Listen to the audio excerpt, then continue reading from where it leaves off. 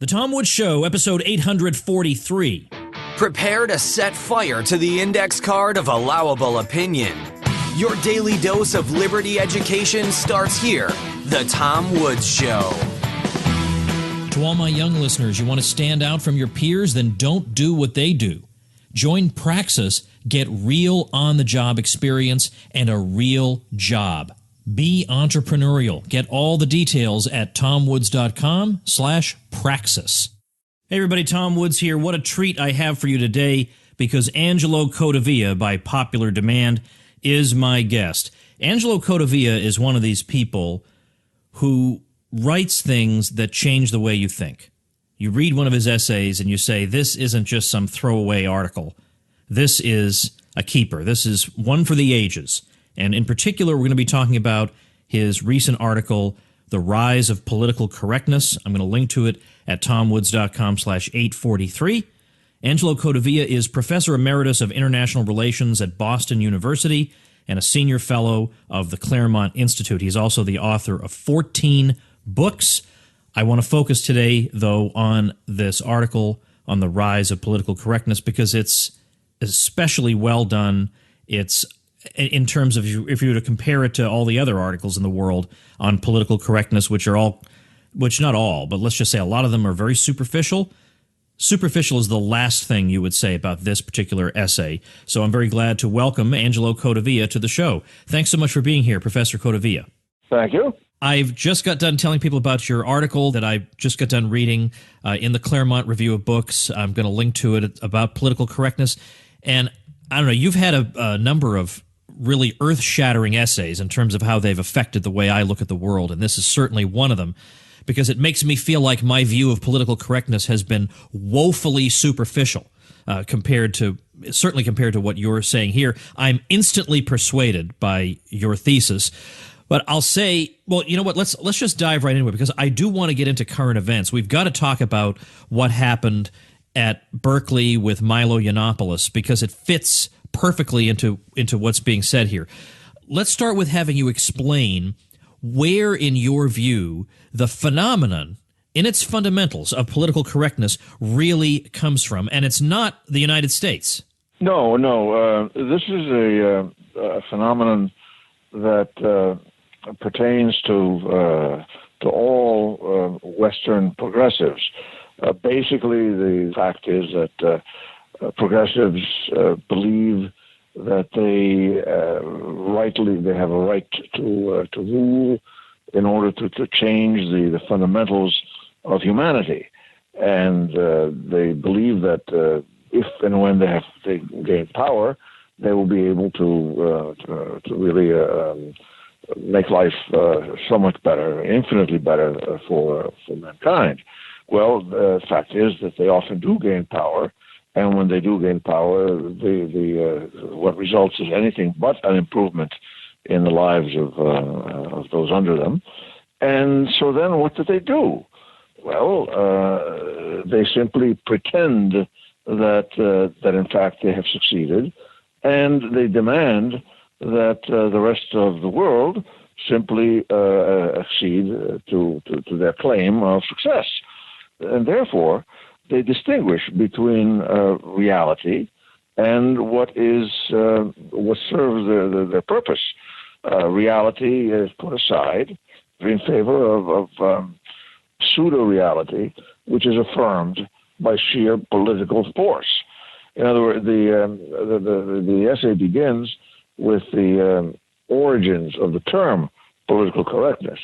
Back in the 1930s, the communists would joke among themselves that the things they were saying, although they were not factually correct, were politically correct.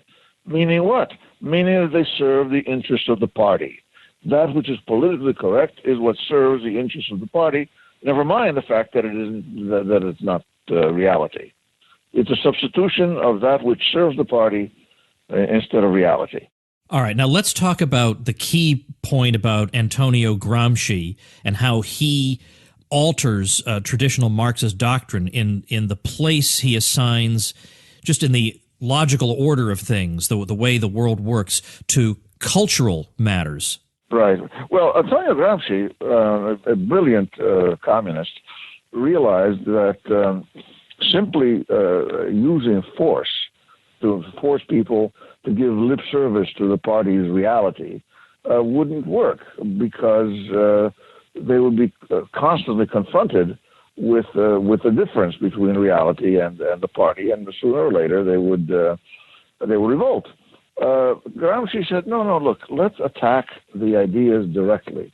Let us conquer the cultural institutions, and we will then be able to change the meaning of words, and people will then no longer even be able to think of an alternative to what we are saying and doing. It's an understanding of the power of culture, the power of words. But there are, of course, this is a nice, interesting theory, but it is not all that easy to put into practice, because the temptation of progressives in power is simply to force people to mouth their so-called truths. Gramsci was more subtle, and he never really quite explained how to seduce people into political correctness. But he certainly warned the party against being too rough, because that would in fact be counterproductive. So Gramsci is really a seductive figure for the left in two ways. One, he says, yes, gain monopoly power over culture, and foreclose the possibility of people thinking differently. But on the other hand, he says, well, do it in a way that doesn't shock them. What has happened in America, of course, is that the powers that be, the leftist powers that be, have forgotten about subtlety and have gotten drunk with their own power, and they simply have taken to insulting the ordinary people for not going along with their view of things. If you refuse to say that a man who claims to be a woman is not a woman, if you refuse to say that somebody with a vagina is not a man, why you are insulted and called a homophobe, et cetera, et cetera, et cetera, et cetera.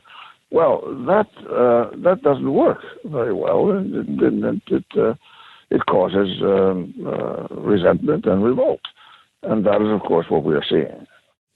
There's a passage along these lines at the bottom of page 38 of your article that is, I find, chilling, because it so accurately describes what's going on. You say, progressive regimes demand that persons who express themselves in public, even in private, affirm any and all things that pertain to the regime's identity, lest they lose access to jobs or privileges and be exposed to the shunning or ire of regime supporters if not treated as criminals. But even totalitarian regimes can reward or punish only a few people at a time. Tacit collaboration by millions who bite their lip is even more essential than lip service by thousands of favor seekers. Hence, to stimulate at least passive cooperation, the party strives to give the impression that everybody is already on its side. That is that's a devastating statement, because it's definitely true. We can see that anytime we turn on the news or we listen to what's coming out of Hollywood or anywhere, any influential person, whether it's a CEO of a large corporation, I know every word that's going to come out of his mouth. That's right. I know where he stands on transgender bathrooms. I know where he stands. They don't even need to, as in the old days where the embarrassed Soviet ambassador on Nightline hasn't consulted the Kremlin yet. He doesn't know what his position is supposed to be. They all know what the position is supposed to be. Yeah. Whatever is against bourgeois norms, they know to get right in line behind it. That further gives everybody the impression, well, I guess everybody believes such and such, or more importantly, I better keep my mouth shut. Yeah, I better keep my mouth shut. Otherwise, I am not part. I will be shunned by the ruling class. There are certain jobs that I cannot have, or I will be fired from the job that I do have. Certainly, I spent most of my life as a professor in some of the country's better universities. More prestigious universities. It doesn't mean they're better. And goodness gracious, every time that I spoke the truth about things as I saw them, were subjected to all sorts of sanctions, social ones, of course, as well as professional ones. I mean, I would have to shame people in order to get a raise. Shame them how? Well, by producing more books than they did, you know. But it's getting to the point now that you don't even get a chance to compete if you sin against political correctness. You are simply branded as a deplorable. You see, as an irredeemable deplorable. Well, that's the bad news. The good news is that at a certain point, people say, "Well, up yours." You know, I'll be deplorable, and to hell with you. Let me read you one other passage, and I want to get your comment on it. This is from page 42. You write, "The point of PC is not and has never been merely about any of the items that it imposes, but about the imposition itself. That's right. Much less is it about creating a definable common culture or achieving some definable good. On the retail level, it is about the American ruling class's felt need to squeeze the last drops of voter participation out of the Democratic Party's habitual constituencies. On the wholesale level, it is a war on civilization waged to indulge identity politics." Now, let me ask you in connection with that. Sam Francis was a journalist in the 1990s who developed this idea of the middle American radicals, and people have used this idea to talk about Donald Trump. But he controversially claimed that nobody really believes in egalitarianism, even the people promoting it. They don't actually believe it. They don't live their lives that way. They don't live in a neighborhood that's diverse either racially or socioeconomically. So none of them believe in egalitarianism. Right. They're pushing it because it strengthens the regime. Because when you're trying to go after an impossible goal, well, you can summon all kinds of resources because the goal will never, ever be reached. I'm not sure I'm willing to go that far. I think some of them do believe in egalitarianism, and as a nice side effect, it also strengthens the state. What do you think about that? Oh, look, they actually believe in a whole bunch of things, not in egalitarianism. That is the one thing they don't believe in. of all the tenets of PC, egalitarianism is the one in which they absolutely don't believe it. Look, I was in the Soviet Union, and I've been in a lot of places like that, and those places are the most socially stratified places on the planet, because the distinction between rulers and ruled is the greatest and the sharpest. What you see today in the reaction of the ruling class against the 2016 election is the resentment of rulers who have been overthrown or who fear being overthrown. Who said, "Look, you have no right to set aside my primacy. You have no right not to listen to me. You have no right not to honor me. You have no right to be my equal or even to claim to be better." No, we are the only rightful rulers, and you will obey. Now, as far as the quote that you read, let me amplify on that. There is no final canon of political correctness, because the whole idea is the subordination of the ruled to the rulers. And with regard to what? With regard to everything and anything that the rulers might think of at any given moment. I mean, that is why the whole transgender bathroom issue and gay marriage are so interesting, because just a couple of years ago, nobody would have thought of making these any kind of litmus test for anything. They were considered just crazy. Black Lives Matter? What? You mean what an obviously racist statement that is, that Black Lives Matter and other lives don't matter nearly so much. Who would say something quite so obviously outrageous? Something that and who would then say that saying that all lives matter is a racist statement? Huh? What? What sense does that make? Well, absolutely none, except in one sense. It makes perfect sense because somebody in the ruling class decides that this is what they want. Oh, okay. That's all that's needed, you see. As I say a few in the next paragraph, the series of demands is endless because the desire of human beings to step on those below them is also endless. It's like it's an addiction which becomes sharper the more it is satisfied. Yeah, the more fault I find in thee, the holier, or at least the trendier I am than thou. The worse you are, the better I am, and the more power I should have over you. That's how it works. That's where this is all going. That is exactly where it is. Now, tell me what you think is going to happen because what you're arguing here in this article is that the left has maybe gone too far. They thought that they could just impose themselves by brute force and intimidate everybody into silence, but there is a reaction. And when they start pulling what they just pulled at Berkeley against Milo Yiannopoulos, I don't think that's going to be the end of this. You're going to see a lot more of this. Oh yeah. Is that going to rally the left, or is that going to have the more important effect of turning more and more people against the left? Both. This is the left is enjoying this. It makes them feel good, and they will continue. They will do more and more of it. Look, turning to current events, the biggest event of our time is not the 2016 election. It's the Democrats, the left's reaction to the 2016 election, which is to say that the entire thing was illegitimate, and they are doubling down on that judgment, and they are going to try in every possible way to act that way, and by doing what? By insulting the ordinary Americans even more than they have in the past.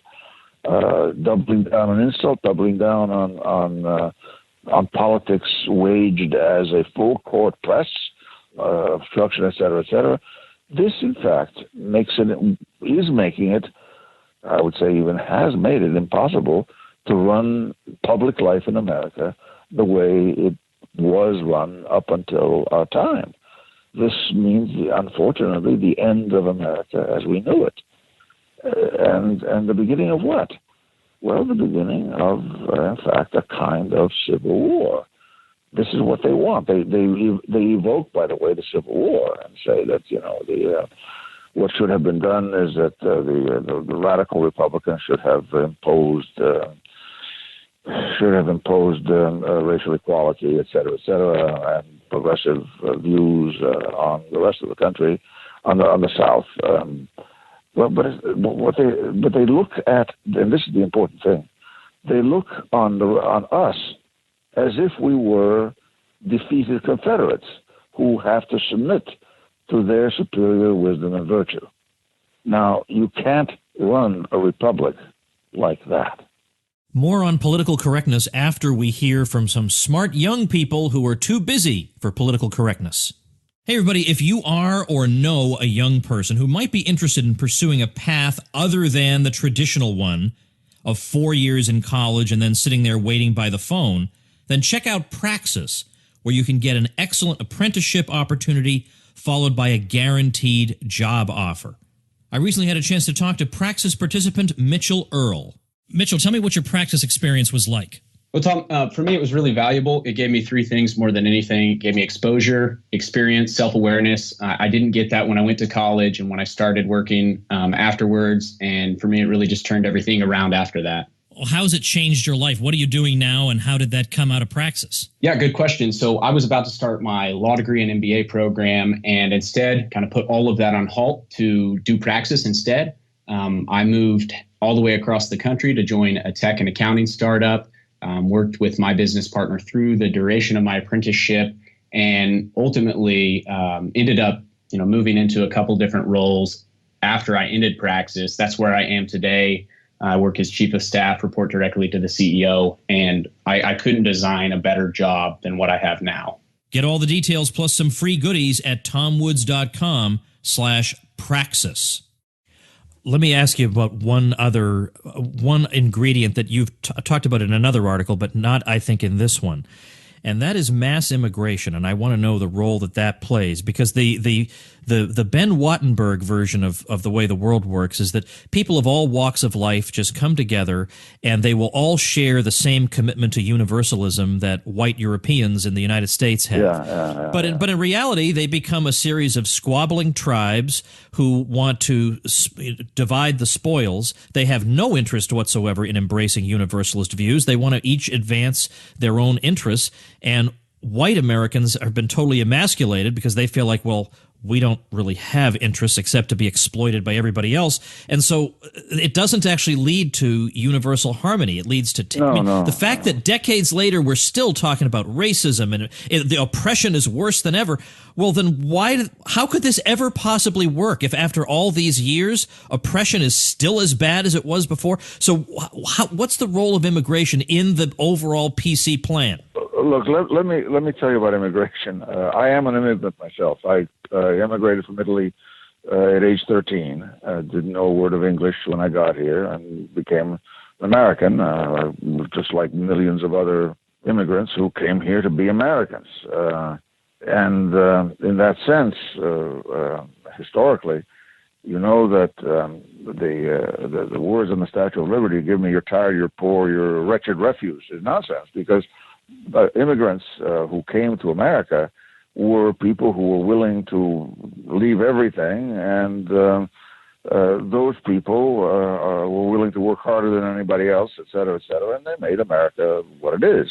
But the Immigration Act of 1965 changed all of that and gave preference to third world immigrants. But if these people had been admitted in the same way that previous waves of immigrants had been admitted, that is to say, brought here with a job already set and without any welfare benefits, et cetera, it would have worked. It might very well have worked out exactly the way that it had before. But you mix immigration, mass immigration, with a complete loss of standards as to who the immigrants are. I mean, I remember when I came, I had to show my they looked at my report card and wanted to see whether that I was an above average student. My mother had a job already set in the garment district of New York. If you had those standards still and no welfare on our end, it would, it might very well have worked out very well, because there are all sorts of people in Latin America who are perfectly willing to become, eager to become Americans if you sort of let them. And by the way, in a number that is assimilable. But if you open the gates wide open without standards and with welfare at the other end, you are going to get people who will be clients of the state, and then they will become tools of those who run the state. And that's how it has worked. Okay, so what about then the claim that, a lot of these immigrants are socially conservative and family-loving. How does the PC juggernaut exploit them if they, supposedly anyway, have views different from theirs? Well, they make the welfare system, of course, is all about wrecking families, not building them. And besides, all that is wanted from them is that they vote for the left. And that's all. They don't necessarily have to know anything. But then, of course, there's the whole phenomenon of illegal immigration. I mean, I live here in California, where the state government, which is strictly by of and for the left, gave out some 4 million driver's licenses to illegals. Driver's licenses, which in California equal voter registration, and then of course they shepherd these folks to the polls, and so you get these enormous vote tallies for the left in California. That's what's going on. This is voter fraud on a massive scale, massive scale.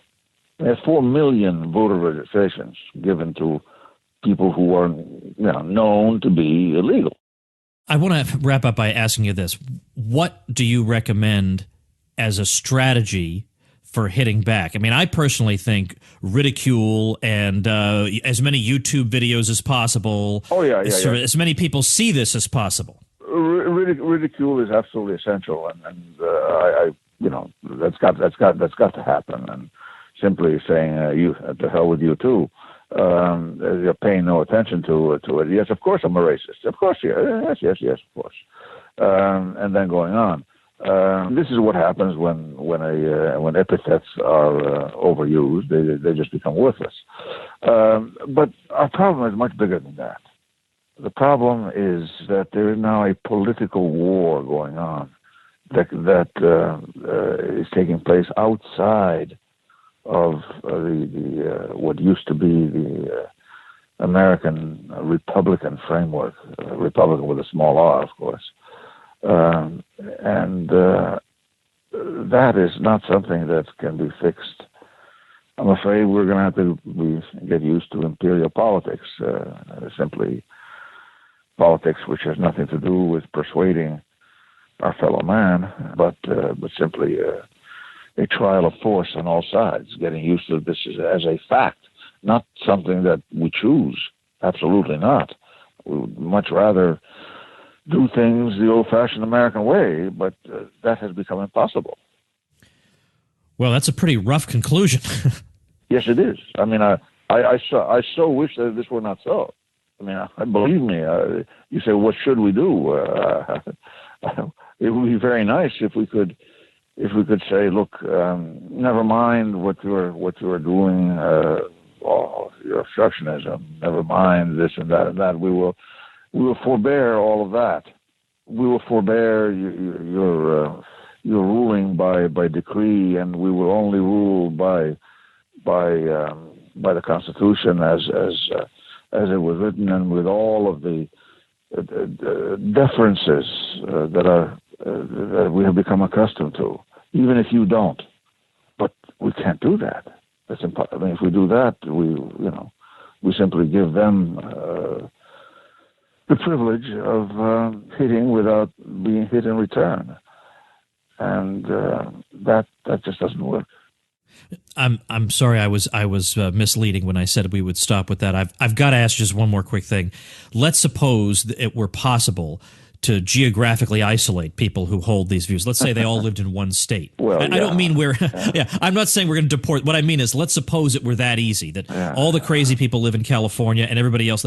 So in other words, if the Cal Exit movement really involved a matter of we're just going to take our toys and go home. My question is, can you imagine? Because what I'm arguing is I can't imagine the left, because it survives on the idea of imposing itself on the world ever since the French Revolution. It can't secede and keep to itself. That would go against its nature. Of course not. No, of course it can't. Of course it can't. All right, I'm glad to hear you say that. I didn't want to think I was just being unfair to them, if that's possible. No. This is all about mastery. Yeah, I don't see how else you account for behavior like this. Well, I'm going to link people to the article we've been talking about, The Rise of Political Correctness, which I enjoyed tremendously, your various article archives, and that book you did back in 2010 on the what was it called? On the ruling... The ruling class. The ruling class. Gosh, yeah, we should probably be talking about that too, but I'll link to that book as well. No, that's an important book. There's an essay that I did for Claremont in October, which the title of which was After the Republic. That's right. I was initially planning to talk to you about both articles, and then when I looked at them in more detail, I thought, no way. No way can we cover that in one episode. So I chose this one because it seemed so timely in light of what's going on we see on our television screens. Well, thanks so much, Professor Codevilla. Your time is much appreciated. You are most welcome. All right, everybody. Now for something completely different. You know, I give free publicity to people who start up websites and blogs through my link. I give them a nice shout out and a link on my site and 24 video tutorials and membership in my mutual help bloggers group. These are super duper bonuses. You get them through tomwoods.com/publicity. So check that out. Well, the latest person to take me up on this has created a site called thesquatches.com. The SQUATCHES, just the way you would think, thesquatches.com. He says, I used to be in a few bands that fell apart when band members would head out to real careers and start families. The same fate befell me, but I missed playing music so much that I taught myself how to play the other instruments and how to record music. I think I've managed some pretty good albums, all recorded in my basement. TheSquatches.com is where I keep all those albums with some singles and EPs. So there's some interesting stuff, he says, even some stuff that might resonate with us as libertarians. So if you like music, check the guy out. Check it out at thesquatches.com. We will link to that as the listener website mentioned at tomwoods.com/843. If you've been enjoying the show, join the elite as a supporting listener at supportinglisteners.com, and we'll see you tomorrow. Become a smarter libertarian in just 30 minutes a day. Visit tomwoods.com to subscribe to the show for free, and we'll see you next time.